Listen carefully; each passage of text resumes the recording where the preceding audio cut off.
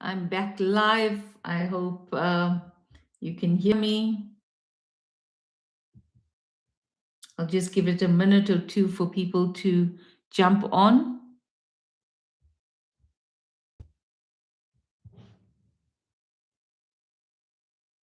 That's wonderful. Yes, you can hear me.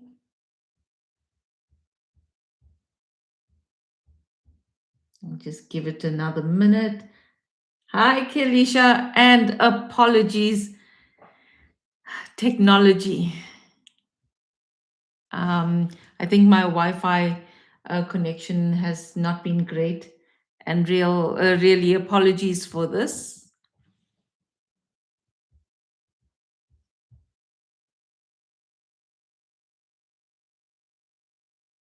Okay, so let's go on.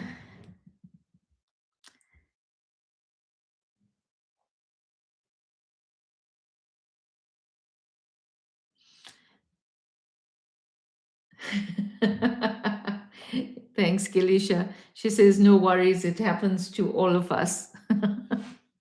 Yeah. And I was so looking forward to this live because I enjoyed just planning this live, and I was telling my sister earlier as well. I'm really excited about it. And guess what? Technology happens. So the next thing I'd like to talk about is the reaction management trap. So, high performers, especially, they fall into this. You are so attuned to others that you start editing in real time.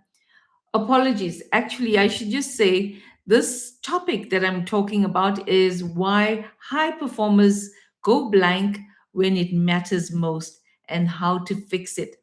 This is the second part to it. We lost connection. So there is a first part. I covered 2 points, which is the gap is real and it is not what you think. And the second point is what is actually happening in the moment. The third point that I'm bringing through is the reaction management trap. And here, high performers, they fall into this. You're so attuned to others that you start editing in real time. You soften the point to before it even leaves you. You soften the point because you want to you anticipate how others will take it.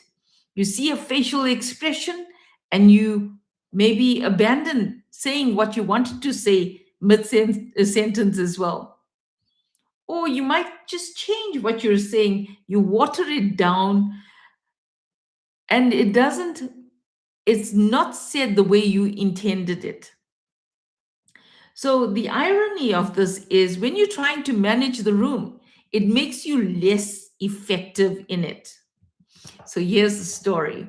When I think about these things, I think about stories that I can bring across to you. So recently, I was in a big group session, and it was in person.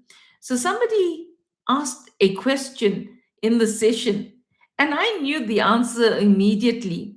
So I said the answer, but more so to myself and to the person next to me.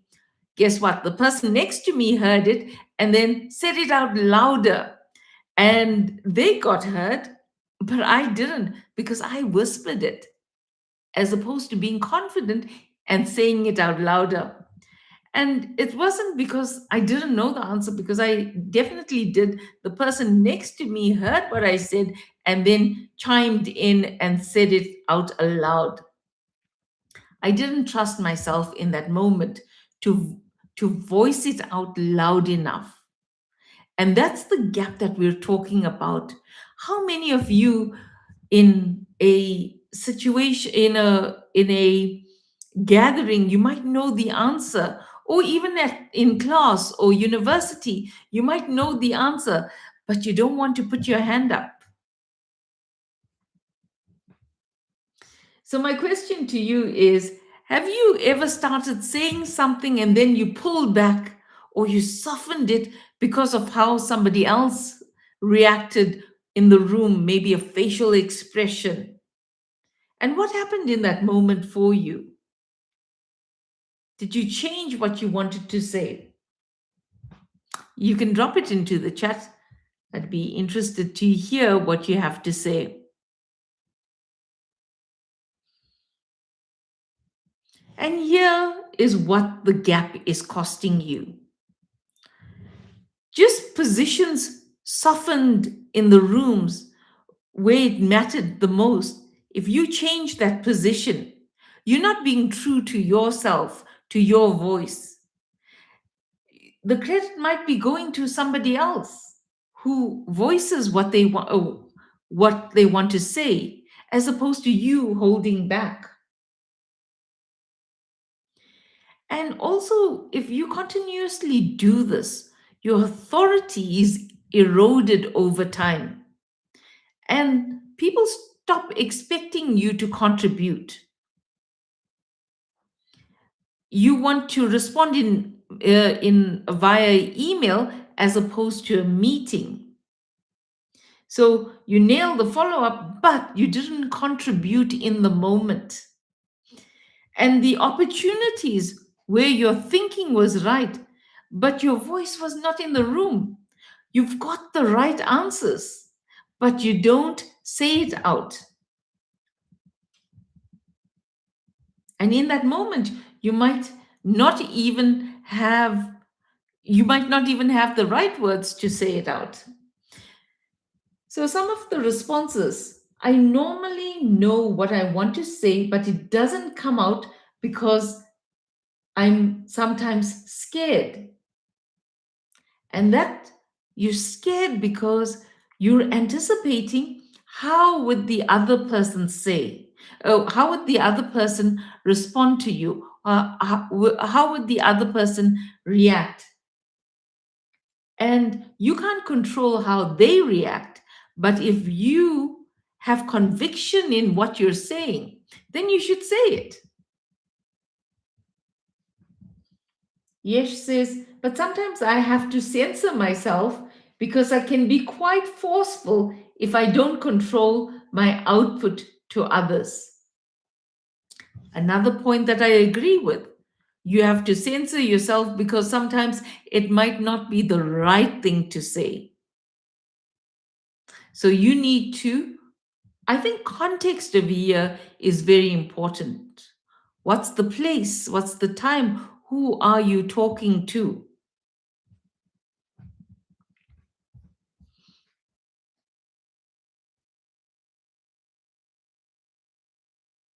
So here, think of a moment in time, just one, where you knew what you wanted to say, but you didn't say it fully, or you didn't say it the way you wanted to say it.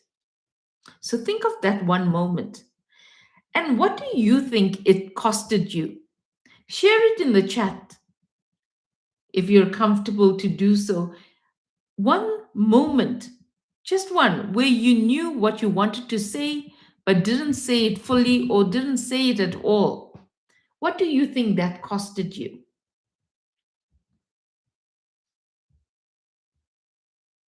And as you typing that out, the next point I'd like to get across is the fluent ones are not magic.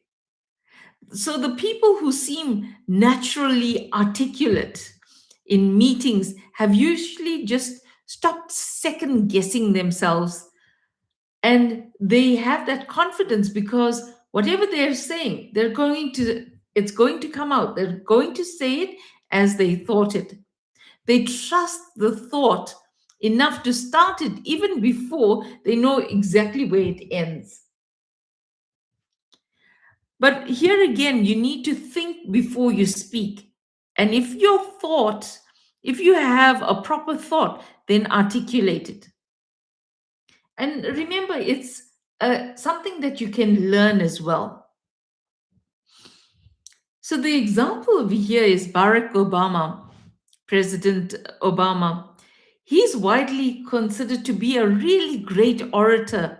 He speaks so well. He comes across as so confident. But you must watch him closely because he pauses deliberately mid-sentence sometimes. And those pauses are not him being uncertain, It's a technique that he uses. And he has spoken about the practice of gathering thought in real time, of not rushing to fill the silence. And sometimes when we're nervous or we don't know what to say, we want to go as fast as a bullet train. But when you slow your, if sometimes silence is important.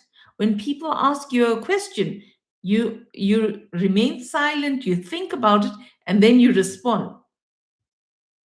And in terms of President Obama, what reads as his natural gravitas is actually his trained discipline.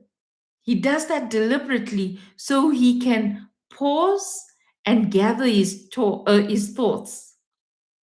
He prepared, he's anchored, and then when he speaks, he's got everything. It's a more informed response. And his pause is not out of panic. So that's what we want to, that's what we're getting to this in this live.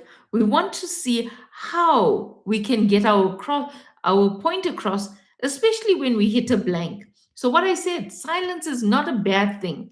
You can collect your thoughts in that moment. Yesh says, when I was younger, I had a hard time speaking for myself. As an adult, I need to keep words from spilling out. So the effect of childhood was to develop a forceful nature in adulthood. So by keeping quiet, and thank you for sharing that, by keeping quiet when you were young made you now go to the extreme opposite where you just want to say whatever you said. But I think it's also important what you said earlier is you have to censor yourself. So times, place, circumstance, person, and that's how you respond as opposed to just saying whatever comes into your mind. I think that censoring is so important as well.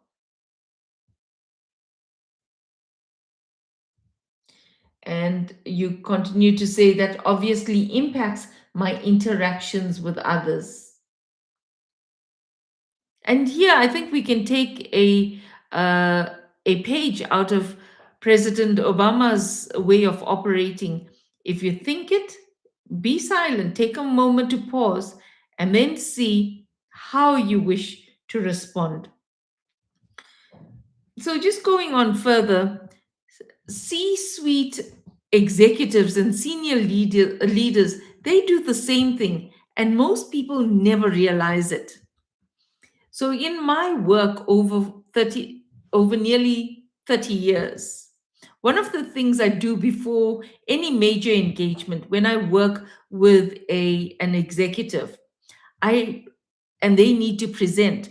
What I do is I write down talking points for them, key messages that they need to land, and questions that they may be asked as well. So we even anticipate the questions that they will be asked by the audience that they're addressing. And remember, these are leaders, C-suite leaders. So they're executives, and they do that preparation contributions that they might want to make, the anchors. We identify what anchors, what are the key things that they need to come back to. So I do this with the executives that I work with, and it's really not because they're not smart, and it's because they need to be really deliberate in terms of the message they want to get across, and it's not conflicting messages. So even the sharpest people, they have to prepare, and preparation is not a weakness, it's being professional.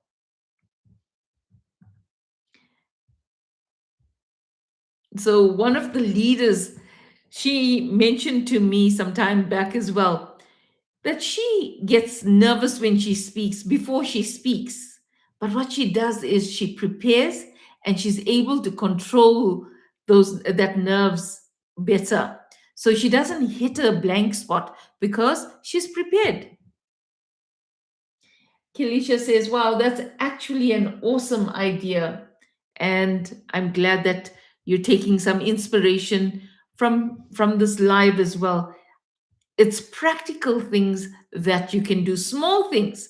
And remember, speaking as well is a learned skill. And we go blank. I remember in school I used to go blank, and I realized it's my preparation that I needed to prepare properly for me to deliver properly. So in terms of this, a question to you, and I see another question in the chat. Who do you know that always speaks clearly and with authority in the room? Who do you know personally, or even people that you observe that speak clearly and with authority in the room?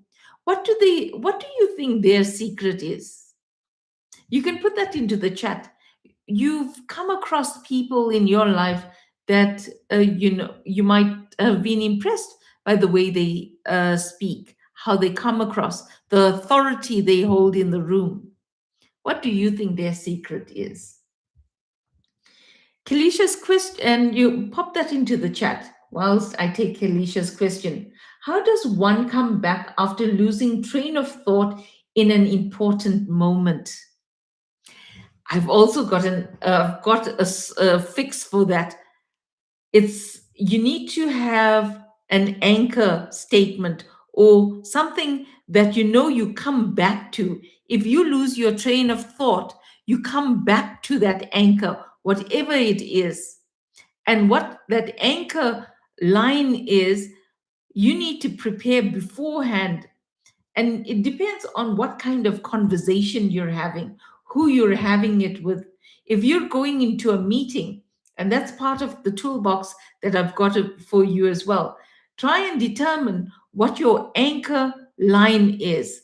And if you lose your train of thought, you come back to that anchor line. Think of your anchor line beforehand, and that will bring you back to your to what you want to say. I hope that helps, Kelisha. But we'll go into that a little bit longer, a little bit more just now as well. Kelisha says her two aunts, I admire how they can put themselves across. I love how they can articulate themselves and explain so well. I'm yet to discover their secret. And here again, Kelisha, I must say that if you had to engage them as well, they started where you were at. And I've got a story as well I'm going to share with you just now. And they started where you're at. It's a process. Even thinking and speaking, it's a skill. And a skill is something you can learn. You look at people, how they come across, and even you may ask them, and then you try to emulate what you're seeing as well.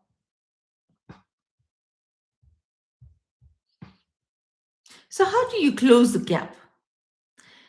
And here, remember, the goal is not to become a different person.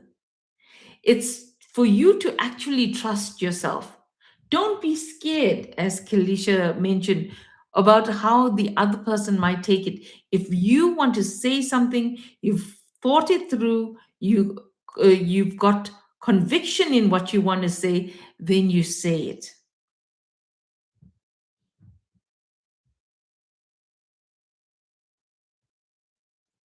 And here again, your first thought or your first instinct is usually the clearest thought and not your worst. So articulate that.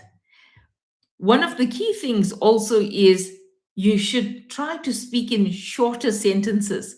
Sometimes I speak in too long sentences and I get lost along the way. So try to speak in shorter sentences, and also it buys you time without you losing presence. So shorter, more succinct sentences, and you can get your message across. Stop changing things and editing things in your mind. Start speaking. Think of it, pause, think of what you want to say and then say it. And where it's possible, try and prepare before the moment so that moment doesn't take over and you don't get caught off guard. Now, Kelisha, I'd like to tell you a story.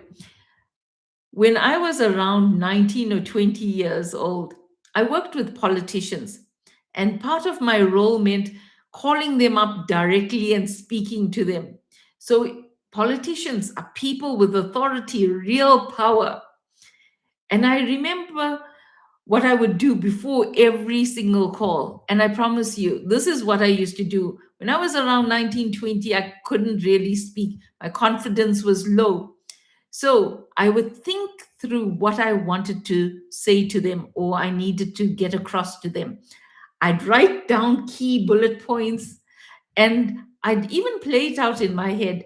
And because it was an office setting, I would even say it under my breath as well and rehearse what I was going to say to them.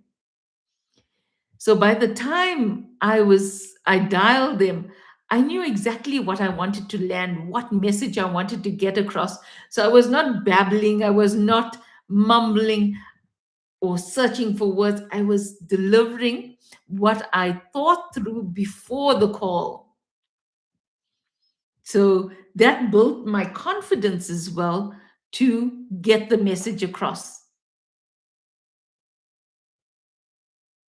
So back then, I just did it. It was by instinct, I did it. I didn't have a name. I didn't go for it, wasn't a framework or somebody taught it to me. I just knew instinctively I needed that preparation before I went on to the call, and that prepared me for the call. And also, it built my confidence. And once you do it as well, your confidence builds. And once you prepare what you're going to say, you don't blank out because there again, you've got your anchors. What's the key thing that you need to get across? And probably you're doing a version of this as well in your life because we find ways of coping. If we feel that it's not really our strength, then we find ways to cope.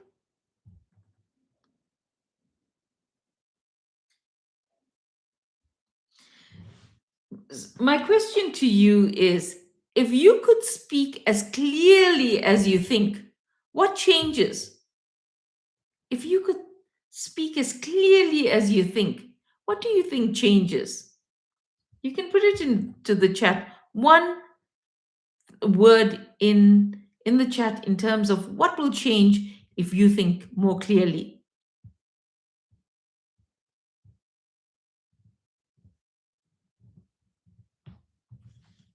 Kilisha says, my confidence. Yes, actually, when I prepared this, my first response of the year is confidence because the thinking was always there. The room just needed to hear you say it. And once you say it, as I said, confidence is like a muscle. Once you do it, you look at how it came across. Also, what I used to do is analyze myself. Did I say it properly? What can I improve? Can I enunciate better? I realized also I can't mumble and talk softly because people can't hear me. So I need to open my mouth as it's as simple and as practical as that. Do I talk too fast?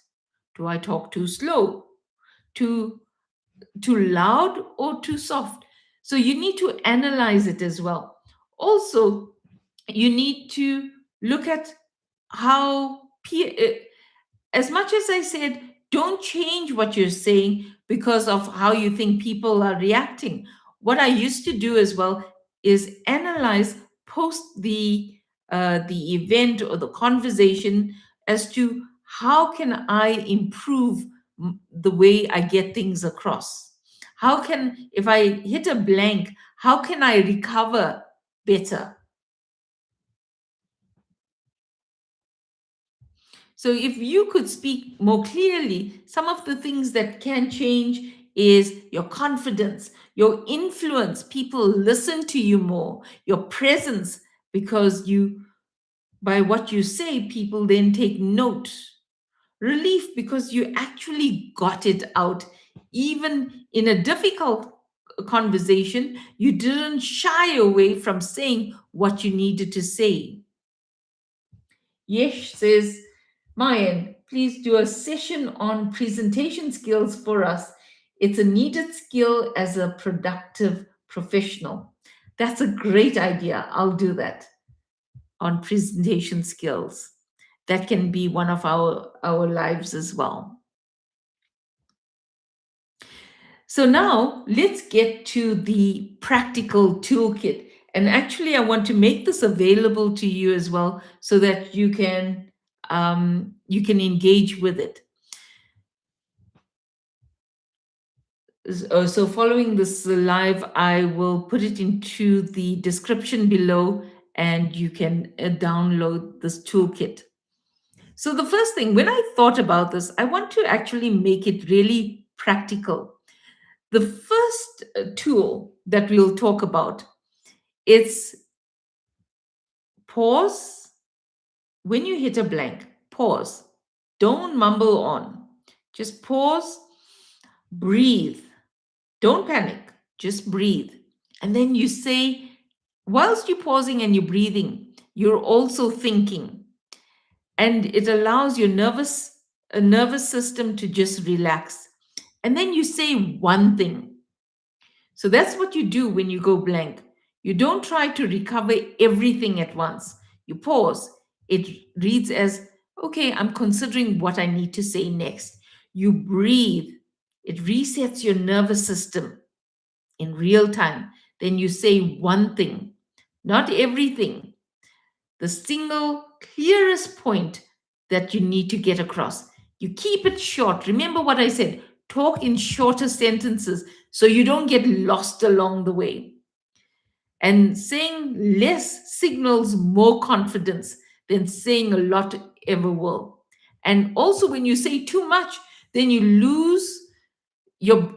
And if you're nervous or you're not confident and you're panicking because you forgot your thought, when you're saying that one thing, keep it short so that also you don't lose your breath as well. You don't become breathless.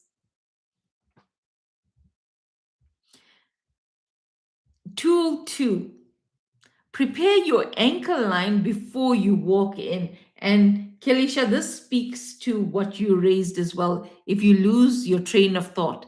So before any meeting, before a presentation, before a difficult conversation, you must finish the sentence. This is what you must think before you go into a meeting, presentation, or a difficult conversation. The one thing I want to land today is, so think about what's that one thing you want to land today. And that is your anchor. If you go blank, return to that line of what you want to land today in terms of your message. And then it brings you back home. So here's some examples of anchor lines. So if you're in a meeting, you want to contribute an idea.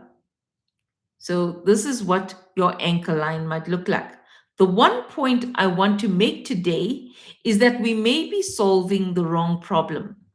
Also, by constructing it like this, you're buying yourself time to actually think. If it's a presentation, then your opening or your key message can be, everything I am sharing today comes back to one thing. We need to act now, not next quarter. So these are just examples. What are your anchor lines that you want to bring across? If it's in a difficult conversation or you're holding your position, you might say, I want to be clear about what I need from this conversation. If it's a senior stakeholder moment and you're put on the spot, you can say something like, let me give you my honest take on this. So it's simple, it's confident, and it buys you a few seconds while signaling you have something important to say and something worth them hearing. So, Kilisha, to your question, back to it, identify your anchor line so that if you lose your train of thought, you can come back to it. And if you're going to go into a conversation, try to think beforehand what you want to land. That's your anchor line. Also, what are the key things that you want to get across? That's links back to the story I told you of prepare. Tool 3, go in with something planned. Okay. Never walk into high stakes meetings or moments empty handed. Prepare either a question or a contribution before you get there. So, a question you can ask if you go blank. It shifts attention and it buys you time. Or it can be a contribution you have thought through and you're ready to land.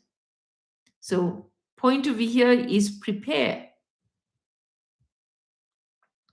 And as I told you, the story of leaders that I work with, we prepare them beforehand before they engage in a high stakes meeting or in a big event, or even when they're dealing with their team members. And here again, it's not because they're unprepared, but because they respect the room enough to be ready. So you go in prepared because you respect their time as well. Tool 4, name the pause. So in smaller meetings or smaller settings or one on ones, it's completely acceptable to say, let me gather my thought for a second. Or that's a good question. Give me a moment to think of it, think about it. So it's buying you time as well to respond. People don't expect you. So, and I've watched this as well on podcasts as well, where when you think about it, you're actually respecting the other person by considering what they're saying and then giving your response, as opposed to just, off the fly responding to it. And the ones who are more fluent and come across as more confident, they're the ones who, they're comfortable with silence. They're able to gather their thoughts in that moment. Also, what I realize is we think we're judging ourselves, and we're also thinking about how others will judge us. So remember what I said, we put lots of pressure on ourselves. Tool 5, speak to one person. So when the room feels overwhelming, pick just one person's face and you speak to them directly, and it narrows that pressure. So Yesh speaks about presentation skills as well. One of the key things when you present in a live setting, and if it is overwhelming for you to look at people's expressions, then you just look above or just by their foreheads or above, and you scan the room.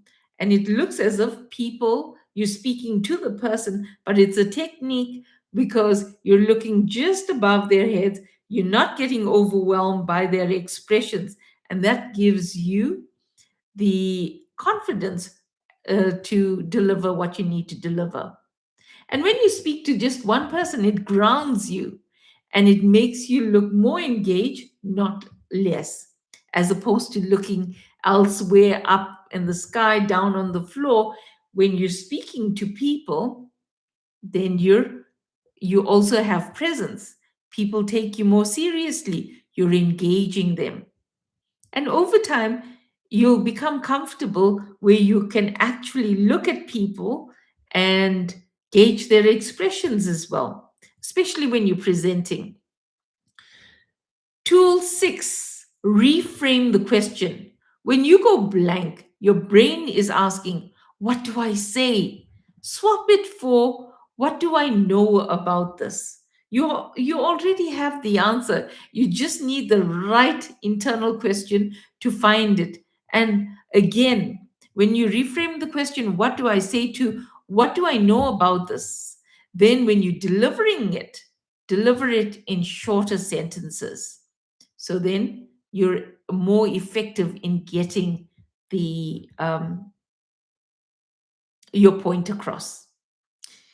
So that's part of the toolkit. I'm not sure if you find this this will be helpful, but I try to put myself in that situation. What are the key things I would guide people to do? What are things that I do if I hit a blank? And now I've got a bonus tool for you. It's networking without the panic. So before we close, in what's the time? It's nearly 5 to 9. So when you network, now this year is a environment you don't know, people you might not necessarily know. So it's one more situation where going blank hits differently. So it's not a meeting, it's not a presentation, it's a room full of people you do not know. How do you network? And for many professionals, that's something unnerving. So, what do you do? So, what I've got down over here is walking into a room where you do not know many people. It's uncomfortable, right? For almost all of us.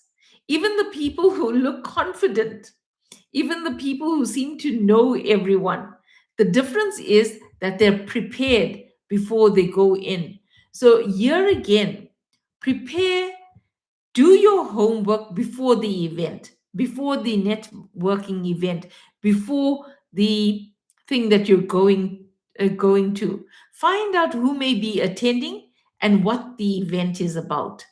Pre- so, what you should do is prepare a few things you can keep in your back pocket: conversation starters, relevant questions, and observation about the topic or industry. But there again, what's the event you're going to? And you do your preparation beforehand. Then also you should do is commit to 3 people, not the whole room. So before you walk in, make one commitment to yourself. I will speak to 3 people tonight, not more than 3 people, but 3 meaningful conversations. Be, awkward conversations with many people. So be deliberate about it. I'm going to have 3 meaningful conversations with people in this room. And it's important as professionals, as people building your career, you need to network. People need to know you. So you need to engage deliberately. And once you've done that, you can leave knowing you showed up fully. Also, what you should do is introduce yourself with your passion and not your job title. So, job titles, they close conversations. Passion statements open them. And I picked this also up from one of the podcasts I watched some time back as well. So, instead of me saying, I'm Mayan, I'm a change manager, I'll say, Hi, I'm Mayan. I'm passionate about the growth of people, and I see myself as a people connector. So, also, what I've learned from this is this year gives people many things to pick up on. They can ask me about, oh, so you're passionate about people's growth. Tell me more about that. You're a people connector. I've never heard that before. So, what does that actually mean? As opposed to me saying, "Hi, I'm a change manager." It's a closed introduction, so you can't go anywhere with that. So you must think about what version works for yourself before you walk into a room. Know it, own it, and you must say it out confidently. Then my last point of here is listen for the name and say it back. So when someone introduces themselves to you. Listen for their name. Most people will miss it because not because they're rude, but they're anxious. They're thinking about what should I say next. And the moment someone says their name, you must say it back. It's lovely to meet you, X. It's nice to meet you, Y. When you say their name, then it sticks in your head, as opposed to you just hearing it or barely hearing it. So your brain retains what your mouth has just said. And having to ask someone their name again, that's awkward, right? You don't want that. So you need to be very deliberate on hearing, actually listening to what they're saying. So stay present when they speak. The name can easily pass by you, and you lose that opportunity to actually hear their name. And who doesn't like their name being said? I said it to my sister the other day. Somebody just said hi to her in a WhatsApp. And then I'm like, hi, who? Because when you say somebody's name, hi, so and so person, it's warmer. And then that's how you get to people to engage with you much better as well, as opposed to you forgetting their names. Okay. Are there any questions? We're 1 minute out from our closing time. Is there? Kelisha says, thanks, Mayan, for those wonderful pointers. I'm definitely going to use these going forward. And that will be great. Just one, two things. And that's what I want out of these lives. If you can take one, two things and put that into effect, then that's great. Here she says, lovely session. Thanks, Mayan. You are most welcome. So, the one thing I'd like you to take from tonight, you do not need to become a different person. You're beautiful, you're unique, believe in yourself. You don't need to suddenly think on your feet the way others do or others seem to do. Do the thinking before you walk into a meeting, into a presentation, into a difficult one on one conversation, so that you're ready for whatever comes your way. And that truly matters. The professionals who look most natural in the room are really the most naturally gifted speakers. They just are the most prepared. They walked in with an anchor, a question, a contribution, a line they could return to. And when they went blank, and they did go blank, they paused, they breathed, and came back to that anchor. If there's one thing I want you to take from this tonight, let it be. It is not the end of the world if you go blank. You just need to learn how to think fast in that moment and use your anchor to chart your way back to what you need to say. So we can learn from Barack Obama, from senior executives and leaders. They do this, and we can as well. So don't let the room get the better of you. Prepare for those blanks. Put your best foot forward. Own what you're saying, because as always, you matter. I go live every Wednesday, same time, same place. So I'll see you next week, same time, same place. Until then, you go well. Bye for now, and thanks for joining me.